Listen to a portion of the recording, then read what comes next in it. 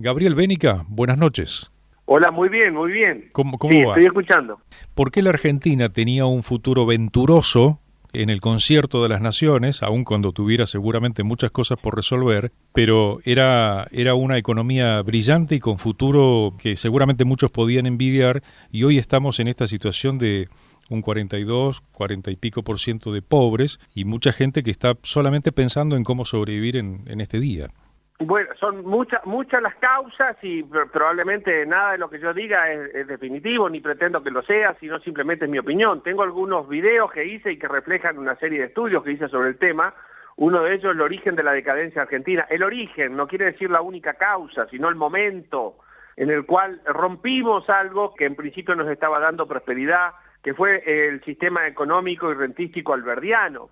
Nosotros tuvimos a partir de la Constitución de 1853 y de la consolidación de la misma, después de las batallas de Cepeda y de Pavón y de la incorporación de Buenos Aires. Recordemos que cuando se hizo la Constitución 1853 se hizo sin Buenos Aires estuvo 10 años afuera, era Buenos Aires y la Confederación, después Buenos Aires se incorpora, sin entrar en detalles sobre la misma, decimos que a partir de ahí más o menos Argentina consolida un sistema que con Roca se hace firme, y que es el sistema de la generación del 80, pero que podríamos también definir como el sistema de las bases de Alberdi. Un sistema que establecía básicamente un sistema de economía liberal clásico. Hoy la palabra liberalismo es ambiguo. En algunos países del norte de Europa, liberalismo es sinónimo de izquierda. En Canadá también, y en Estados Unidos los liberales son los demócratas, o sea, los progresistas. O sea, quiero decir, la palabra es ambigua. Pero en Argentina, más o menos liberalismo es sinónimo todavía de sistema de libre mercado, capitalista y con ciertos rasgos, llamémosle de derecha. Otra palabra que también puede ser ambigua en algunos casos. Sí, sí. Cuando se consolida ese sistema, con la generación del 80, 1880 y demás, Argentina entra en un proceso de crecimiento espectacular, y haciendo referencia a este video, que invito a verlo, el origen de la decadencia argentina, en 1930 cometemos algunos errores, de los cuales no fuimos conscientes en su momento. Rompimos el sistema. No lo rompimos alevosamente, pero rompimos las restricciones estrictas que establecía el sistema. Y las restricciones eran 4 o 5, por ejemplo, que la nación no podía crear más impuestos que los autorizados por la Constitución, y que las provincias conservaban todo poder que explícitamente no hayan delegado a la nación por la Constitución misma. Se rompe eso y se crea el impuesto a las ganancias. Sí. No termina ahí el problema. Para asegurarse el voto de las provincias, o para conseguir el voto de las provincias, que obviamente querían defender su prerrogativa constitucional de no autorizar a la nación ningún otro impuesto, se crea un segundo mal, que es la ley de coparticipación, también alrededor de la década del 30.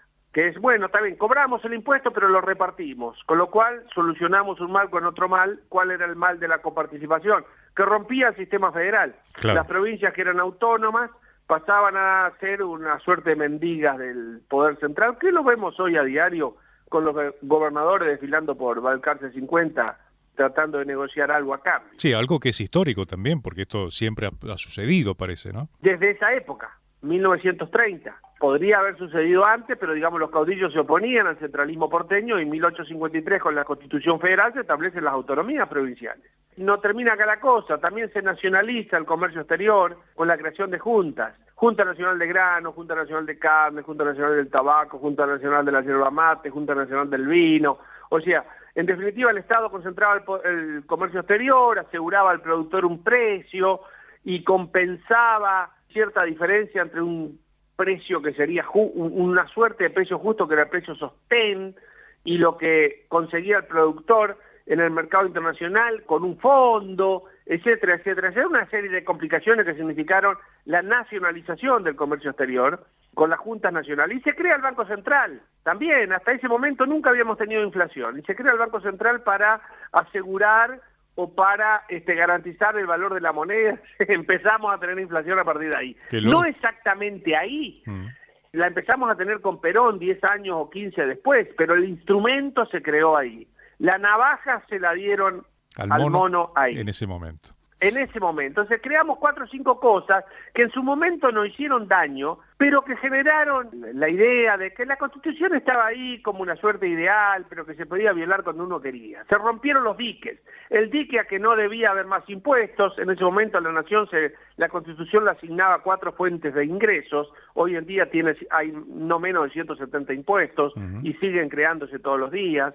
El dique de la moneda sana, digamos, el dique de las autonomías provinciales, el dique de que las provincias conservaban todo poder que expresamente no habían reservado a la nación. Entonces, bueno, nuestro sistema federal copiado de Estados Unidos y que también lo tiene Brasil, donde cada estado autónomo se terminó, hoy pasamos a ser un centralismo de hecho, aunque no de derecho. Es verdad que todos esos errores cometidos en la década del 30, pero no los agrava en el 40, haciendo de lo que fueron errores bandera e ideal. Entonces ya no era solamente eso, errores que se podían revertir, sino que ya pasábamos a decir, esto no solamente se ha hecho, sino que esto está bien y esto es lo que hay que hacer. Entonces las juntas nacionales se transformaron en el IAPI, el Banco Central se transformó en una fábrica a fabricar dinero y aparece la inflación, el periodo peronista.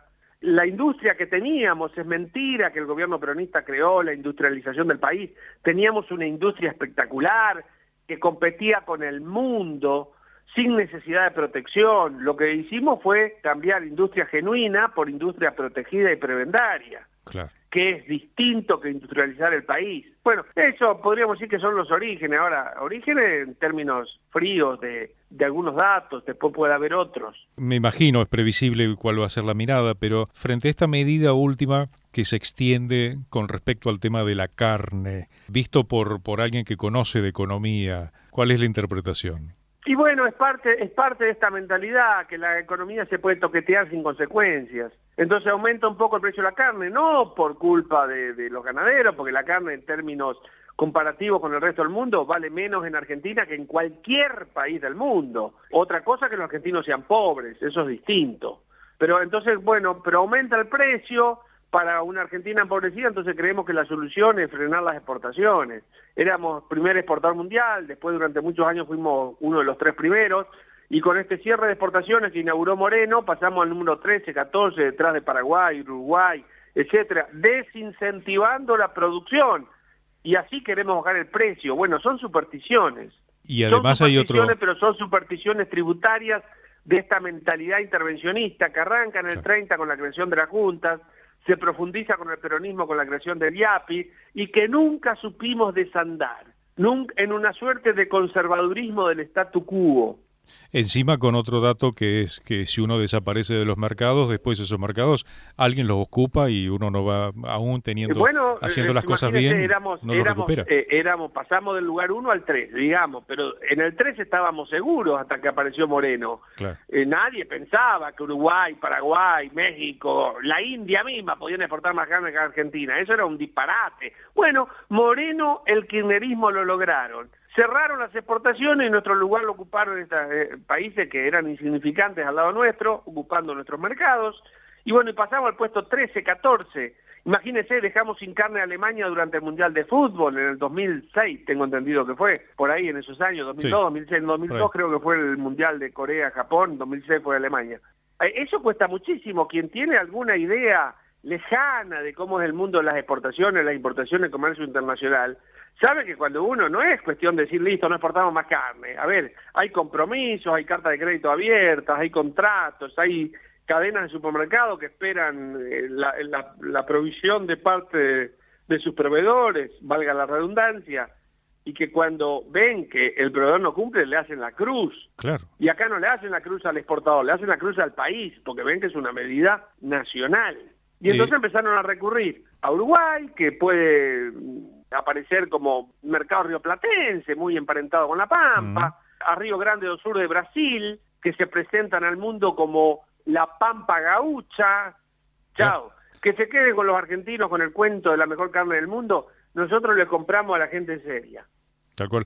Un país que, según se repite y bastante, puede alimentar a 400 millones de personas y no llega a alimentar ni siquiera bien a la mitad de su población. Y no, porque tiene políticas de redistribución del ingreso, y la política de redistribución de ingreso más eficaz es el trabajo libre. Esto de que el Estado mete mano en el bolsillo ajeno y redistribuye, eso es un cuento chino que solamente no se lo creen ni los comunistas. Lo aprendieron los chinos, ¿no es cierto? Pero nosotros creemos que ese es el modelo. No, la redistribución del ingreso se genera con el trabajo. Entonces la persona que trabaja y es buen albañil, con su trabajo de albañil libre, de emprendedor, voluntario y cuentapropista, genera ingresos y con eso se compra el kilo de carne, el mejor kilo de carne, la mejor carne del mundo. Claro. Y se la compra. Ahora, cuando la gente lo sacamos de su rol de trabajador, de ganarás el pan con el sudor de tu frente, de albañil que trabaja por cuenta propia, y lo ponemos en el rol de planero, bueno, listo, no tiene plata para comprar un kilo de carne. No, por más que el Estado se lo regale. Claro. Entonces resulta que la persona se muere de hambre al lado del río. Gabriel, solamente para, en medio de este escenario, que habría que hablar seguramente como corresponde un par de horas para hacer un análisis más profundo, pero en este escenario uno imagina cuál es la solución. ¿Cómo se puede salir, aunque sea de a poco, de algo que por supuesto tiene muchísimos años de instalado? Bueno, tengo una respuesta muy meditada sobre el asunto. A ver. Y que la vengo repitiendo. Empecé con Alberdi, el modelo alberdiano, del cual salimos y nos trajo a la decadencia, ¿no es cierto? O sea que queda claro que yo soy alberdiano y soy un liberal alberdiano. Uh-huh. En algún momento de mi vida fui solamente eso. Ahora, lo que he visto después de la experiencia de Cambiemos y también de la experiencia de Chile, que aplicó claramente el liberalismo económico y sin embargo hoy, la juventud de aquellas personas, los hijos y los nietos de aquellas personas que prosperaron y salieron de la pobreza con el sistema liberal y que pudieron mandar por primera vez en sus vidas a una generación de su familia a la universidad. Los hijos de esa gente votan contra el liberalismo, propuestas socialistas y cosas por el estilo, el cambio de constitución en concreto que están proponiendo en Chile. ¿Qué es lo que ha pasado? ¿Qué es lo que demuestra esto? Bueno, es algo que lo he visto con Cambiemos, lo he visto en Chile, lo he visto en otros lados. Aquello que genera la prosperidad, según la teoría del liberalismo económico, la libertad de comercio, la libertad de intercambiar libre y voluntariamente nuestros bienes y servicios con los demás, uh-huh, que sería en definitiva libertad de comercio, la propiedad privada, no se sostienen sin un sustrato cultural que dé sentido a estas palabras. No alcanza con que estén escritas en las leyes, no alcanza con que estén escritas en la Constitución. De hecho, la Constitución dice, para poner un ejemplo cortito en Argentina, que hay que proteger la vida desde la concepción y no mueve el perímetro a nivel judicial. Este artículo constitucional, Pacto de San José de Costa Rica, incorporado a nuestra Carta Magna, a pesar que lo dice claramente, sí. O sea, no alcanza eso. La Constitución también dice que nadie puede ser penado sino en virtud de ley anterior al hecho del proceso, y tenemos a decenas, miles de militares presos en virtud de leyes posteriores al hecho del proceso. Correcto. Esto nos muestra que la letra escrita, la Constitución, no alcanza si no hay ¿qué? Si no hay un sustrato cultural de valores, de sentimientos, de costumbres que le den sentido a la letra legal. Entonces, mi propuesta, mi idea, y por eso estoy en el partido NOS de Gómez Centurión, es que hay que recuperar las bases. ¿Qué bases? No solamente las bases de Alberdi. Por supuesto que las bases de Alberdi son condición necesaria, pero no suficiente. ¿Qué más se necesita? Hay que recuperar las bases de nuestros valores, de nuestra historia, de nuestra tradición histórica, de nuestra nacionalidad. Hay que recuperar las bases de nuestra cultura. O sea, hay que recuperar las bases. Es mucho más simplemente que 2 o 3 normas económicas que nos puedan favorecer. Se necesita mucho más. Chile ganó el liberalismo económico en la ley, pero perdió el sustrato cultural que le daba sentido a esos principios de defensa de la propiedad privada y de libertad de comercio. Y nosotros también lo hemos perdido. Es más, en el caso de Cambiemos, partido en el cual milité, incluso llegué a ser presidente de la coalición cívica. Primero participé en el PRO, después fui presidente de la coalición cívica en Esteban Echeverría. Uh-huh. Las perdió absolutamente. En el 2017, después de haber ganado las elecciones, en vez de ir por las transformaciones que había que hacer y que había que consolidar, se distrajo con el aborto, la ideología de género, subsidios para Grabois, que no fue una creación ni de Bergoglio ni de Cristina. Grabois fue una creación de Carolina Stanley, la ministra de Desarrollo Social de Macri. Cierto. A pesar que a los gritos le decíamos quienes militábamos en Cambiemos, déjense de joder, están queriendo ganar el voto de quienes nunca lo van a votar. Claro, y así los voten, eso no sirve, no funciona, no va. Bueno, ¿qué le faltó a Cambiemos? Le faltaron las bases. Le faltaron las bases de los valores, de la cultura, de las tradiciones. No se puede gobernar en contra de eso.